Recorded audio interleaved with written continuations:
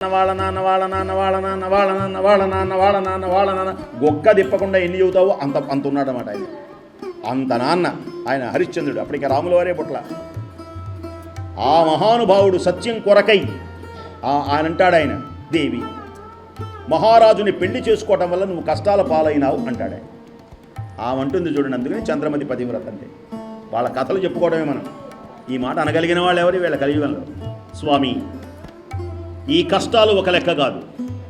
నా భర్త సత్యసంధుడు,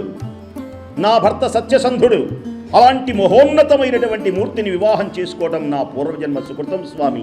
యుగ యుగాలలో మీరే నా భర్తగా ఉండాలి. వీళ్ళు అందరు అంటున్నారనుకోండి, కొందరు నిన్ను కాబట్టి దుర్మార్గుడా 4 గాజులు చేయించలేదు ఎందుకు? నువ్వు మొగుడా 2 నెక్లెస్లు చేయించలేదు ఎందుకు? నీ జీవితంలో ఒక మంచి చీర కొన్నా?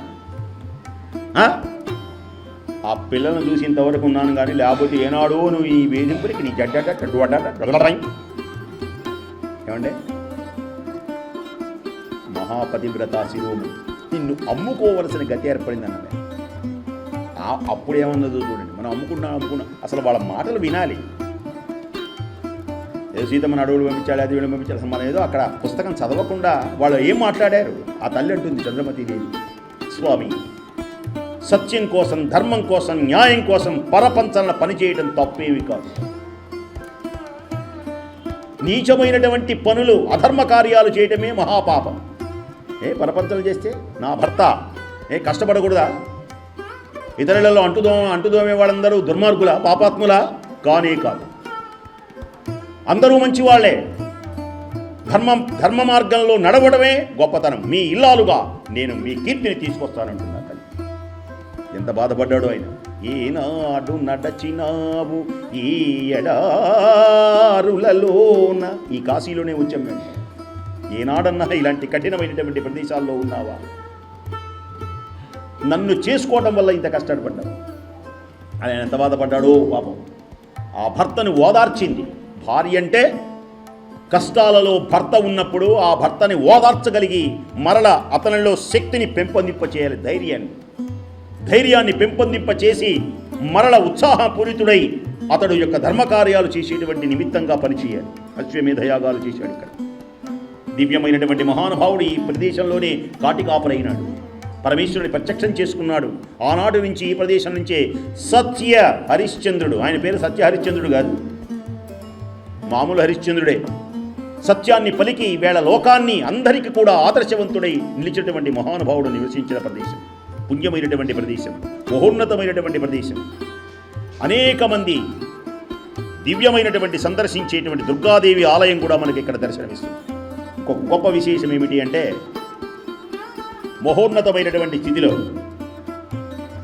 సకల శుభములు కలిగించేటువంటి వ్యాసకాశి ఇక్కడికి ఒక 18 కిలోమీటర్ల దూరంలో ఉంటుంది. వ్యాసకాశి అంటారు.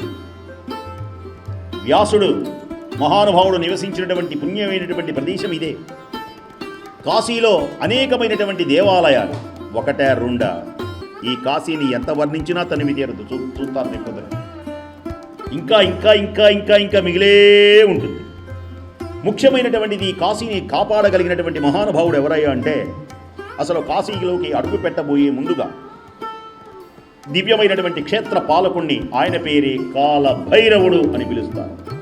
కాలభైరవుడు దయ్యాలు, భూతాలు, ప్రేతాలు, పిశాచాలు, శోకమోహ దైన్యలోప కోపతాపనాశనం. కాలభైరవుని చూడగానే, కాలభైరవుని స్మరణ చేయగానే శోకమోహ దైన్యలోప కోపతాపనాశనం. శోకం లేదు, దైన్యం లేదు, కోపం లేదు. కామక్రోధ లోభ మోహం మదమాశ్చర్యములని ఒక 6 శత్రువులు ఉంటారు మనకు. ఎవ్వడో పాడు చేయక్కర్ల, వీళ్ళే. కోపం ఉంటే చాలు 40,000 రూపాయలు పెట్టి కొన్నటువంటి టీవీని దెబ్బ పగలగొడతారు. కోపం అంతే. ఎందుకురా భార్యను కొడుతున్నావంటే, నా ఇచ్చా నా బెళ్ళ. అరుపులే, కేకలే, అజ్ఞానం. భార్య ఏంటి, వాళ్ళేంటి, వీళ్ళేంటి. కోపం వస్తే చాలు వంటింట్లో ఉన్నటువంటి కమ్మగా చేసిన ఉప్మా ఇస్సిరి గోడవతల పెడతారు. దుర్మార్గుడు నీదే చేసేది. కోపం, కామం, కామ క్రోధ లోభ మోహ మదం మాత్సర్యం. కళ్ళు పొరలు గమ్మినీగా రావణాసుడికి ఎవరు ఏం మాట్లాడాలో కళ్ళు పొరలు గమ్మలా. అందుకని అంటుంటారు, ఎరా కళ్ళు ఏమైనా పొరలు గమ్మినీయా? ఎవడో ఏమిటో తెలియదా? ఎవరితో ఎలా మాట్లాడాలో తెలియదా? మదమా, అహంకారమా, ఏమది అంటుండారు. అప్పుడు పుణ్యమైన దివ్యమైనటువంటి మహానుభావుడైనటువంటి దీదీప్యమానమైన సమస్త దోషములు పోగొట్టగలిగినటువంటి వాడు కాలభైరవుడు.